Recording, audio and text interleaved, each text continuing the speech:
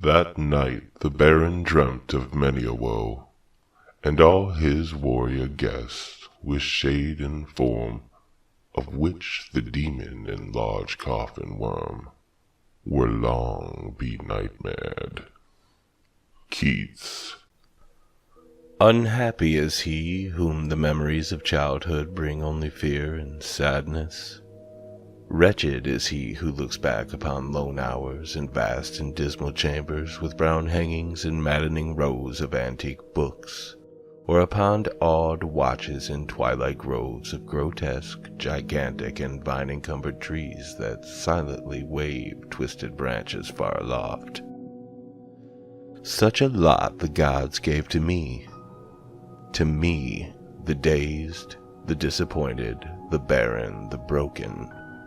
And yet I am strangely content and cling desperately to those sear memories when my mind momentarily threatens to reach beyond to the other. I know not where I was born, save that the castle was infinitely old and infinitely horrible, full of dark passages and having high ceilings where the eye could find only cobwebs and shadows. The stones in the crumbling corridor seemed always hideously damp, and there was an accursed smell everywhere, as of the piled-up corpses of dead generations. It was never light, so that I used sometimes to light candles and gaze steadily at them for relief. Nor was there any sun outdoors, since the terrible trees grew high above the topmost accessible tower. There was one black tower which reached above the trees into the unknown outer sky, but that was partly ruined and could not be ascended save by a well-nigh impossible climb up the sheer wall, stone by stone. I must have lived years in this place, but I cannot measure the time. Beings must have cared for my needs, yet I cannot recall any person except myself, or anything alive but the noiseless rats, bats, and spiders. I think that whatever nursed me must have been shockingly aged, since my first conception of a living person was that of something mockingly like myself, yet distorted, shriveled, and decaying like the castle. To me there was nothing grotesque in the bones and skeletons that strewed some of the stone crypts deep down among the foundations. I fantastically associated these things with everyday events, and thought them more natural than the colored pictures of the living beings which I found in many of the moldy books. From such books I learned all that I know. No teacher urged or guided me, and I do not recall hearing any human voice in all those years, not even my own, for although I had read of speech, I had never thought to try to speak aloud. My aspect was a matter equally unthought of. There were no mirrors in the castle, and I merely regarded myself by instinct as akin to the youthful figures I saw drawn and painted in the books. I felt conscious of youth because I remembered so little. Outside, across the putrid moat and under the dark mute trees, I would often lie and dream for hours about what I read in the books. I would longingly picture myself amidst gay crowds in the sunny world beyond the endless forest.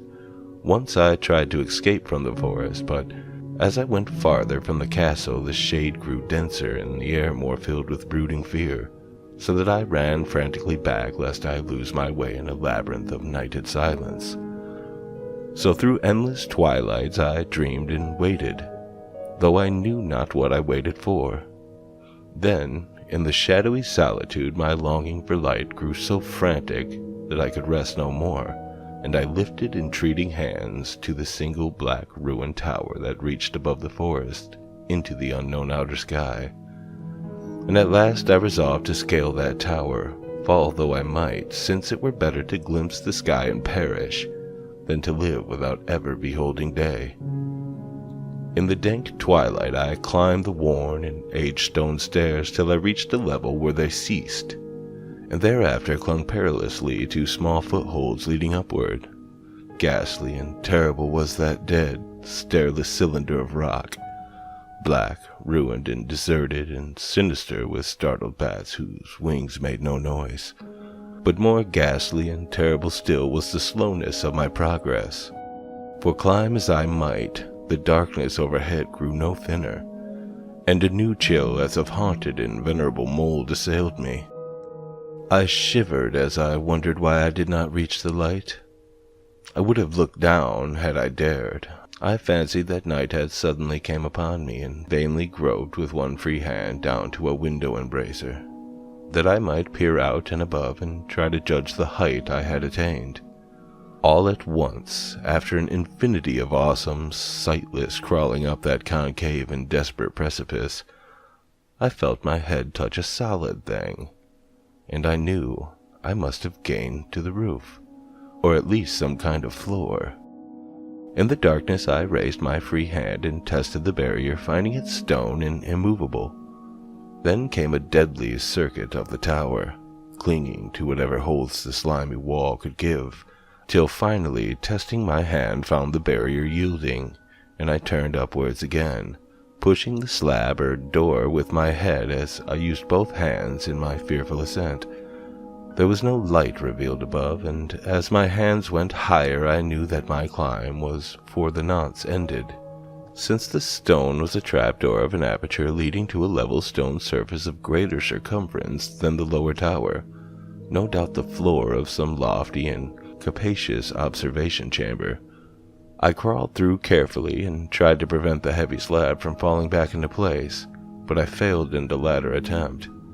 As I lay exhausted on the stone floor, I heard the eerie echoes of its fall, but hoped when necessary to pry it open again. Believing I was now at a prodigious height, far above the accursed branches of the wood, I dragged myself up from the floor and fumbled about for windows, that I might look for the first time upon the sky, and the moon and the stars of which I had read. But on every hand I was disappointed, since all that I found were vast shelves of marble, bearing odious oblong boxes of disturbing size. More and more I reflected what hoary secrets might abide in this high apartment so many aeons cut off from the castle below. Then unexpectedly my hands came upon a doorway, where hung a portal of stone, rough with strange chiseling. Trying it, I found it locked, but with a supreme burst of strength I overcame all obstacles and dragged it open inward. As I did so, there came to me the purest ecstasy I have ever known, for shining tranquilly through an ornate grating of iron and down a short stone passageway of steps that ascended from the newly found doorway was a radiant full moon, which I had never before seen save in dreams and in vague visions I dared not call memories. Fancying now that I had attained the very pinnacle of the castle, I commenced to rush up the few steps beyond the door, but the sudden veiling of the moon by a cloud caused me to stumble, and I felt my way more slowly in the dark. It was still very dark when I reached the grating, which I tried carefully and found unlocked, but which I did not open for fear of falling from the amazing height to which I had climbed. Then the moon came out. Most demoniacal of all shocks is that of the abysmally unexpected and grotesquely unbelievable. Nothing I had before undergone could compare in the terrors which I now saw with the bizarre marvels that sight implied. The sight itself was as simple as it was stupefying, for it was merely this. Instead of a dizzying prospect of treetops seen from a lofty eminence, there stretched around me on a level through the grating nothing less than the solid ground, decked and diversified by marble slabs and columns, and overshadowed by an ancient stone church whose ruined spire gleamed spectrally in the moonlight. Half unconscious, I opened the grating and staggered out upon the white gravel path that stretched away in two directions. My mind, stunned and chaotic as it was, still held the frantic craving for light, and not even the fantastic wonder which had happened could stay my course. I neither knew nor cared whether my experience was insanity, dreaming, or magic, but was determined to gaze on brilliance and gaiety at any cost. I knew not who I was, or what my surroundings might be, though as I continued to stumble along, I became conscious of kind of a fearsome latent memory that made my progress not wholly fortuitous. I passed under an arch out of that region of slabs and columns and wandered through an open country, sometimes following the visible road, but sometimes leaving it curiously to tread across meadows where only occasional ruins bespoke of the ancient presence of a forgotten road. Once I swam across a swift river where crumbling, mossy masonry told of a bridge long vanished. Over 2 hours must have passed before I reached what seemed to be my goal, a venerable, ivied castle in a thickly wooded park, maddeningly familiar, yet full of perplexing strangeness to me. I saw that the moat was filled in, and that some of the well-known towers were demolished, whilst new wings existed to confuse the beholder. But what I observed with chief interest and delight were the open windows, gorgeously ablaze with light and sending forth sound of the gayest revelry. Advancing to one of these, I looked in and saw an oddly dressed company, indeed, making merry and speaking brightly to one another. I had never seemingly heard human speech before, and could guess only vaguely as to what was being said. Some of the faces seemed to hold expressions that brought up incredibly remote recollections. Others were utterly alien. I now stepped through the low window into the brilliantly lighted room, stepping as I did so from my single bright moment of hope to my blackest convulsion of despair and realization. The nightmare was quick to come, for as I entered, there occurred immediately one of the most terrifying demonstrations I have ever conceived. Scarcely had I crossed the sill when there descended upon the whole company a sudden and unheritable fear of hideous intensity, distorting every face and evoking the most horrible screams from nearly every throat. Flight was universal, and in the clamor and panic several fell in a swoon and were dragged away by their madly fleeing companions. Many covered their eyes with their hands and plunged blindly and awkwardly in their race to escape, overturning furniture and stumbling against the walls before they managed to reach one of the many doors. The cries were shocking, and as I stood in the brilliant apartment alone and dazed, listening to their vanishing echoes, I trembled at the thought of what might be lurking near me unseen. At a casual inspection of the room seemed deserted, but when I moved towards one of the alcoves, I thought I detected a presence there, a hint of motion beyond a golden arched doorway leading to another somewhat similar room. As I approached the arch, I began to perceive the presence more clearly, and then, with the first and last sound I ever uttered, a ghastly ululation that revolted me almost as poignantly as its noxious cause, I beheld in full, frightful vividness the inconceivable, indescribable, and unmentionable monstrosity which had by its simple appearance changed a merry company to a herd of delirious fugitives. I cannot even hint what it was like, for it was a compound of all that is unclean, uncanny, unwelcome, abnormal, and detestable. It was the ghoulish shade of decay, antiquity, and desolation, the putrid, dripping eidolon of unwholesome revelation, the awful barring of that which the merciful earth should always hide. God knows it was not of this world, or no longer of this world. Yet to my horror, I saw in its eaten away and bone-revealing outlines a leering, aberrant travesty on the human shape, and in its moldy, disintegrated apparel an unspeakable quality that chilled me even more. I was almost paralyzed, but not too much so to make a feeble effort towards flight.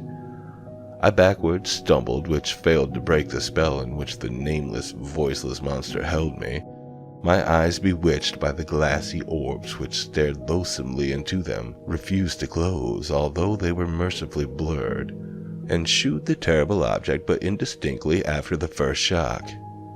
I tried to raise my hand to shut off the sight, yet so stunned were my nerves that my arm could not fully obey my will. The attempt, however, was enough to disturb my balance so that I had to stagger forward several steps to avoid falling. As I did so, I became suddenly and agonizingly aware of the nearness of that carrion thing, whose hideous, hollow breathing I half fancied I could hear. Nearly mad, I found myself yet able to throw out a hand to ward off the foetid apparition which pressed so close, when in one cataclysmic second of cosmic nightmarishness and hellish accident, my fingers touched the rotting outstretched paw of the monster beneath the golden arch.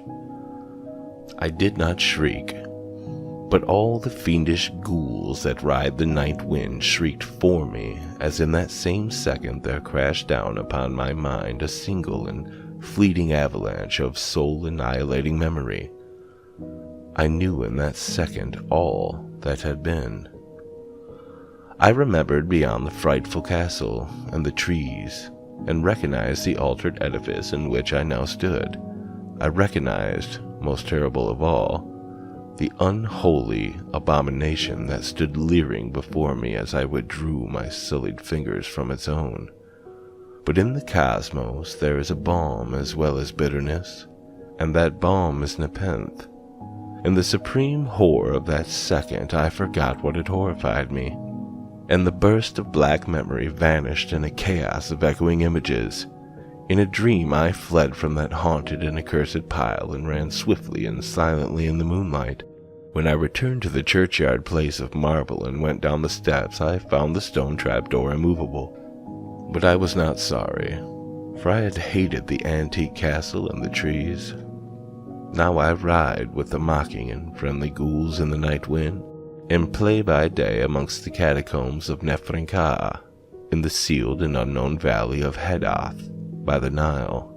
I know that light is not for me, save that of the moon over the rock tombs of Neb, nor any gaiety save the unnamed feast of Nitocris beyond the Great Pyramid. Yet in my new wildness and freedom I almost welcome the bitterness of alienage, for although Nepenthe has calmed me, I know always that I am an outsider, a stranger in this century and among those who are still men. This I have known ever since I stretched out my fingers to the abomination within the great gilded frame, stretched out my fingers and touched a cold and unyielding surface of polished glass.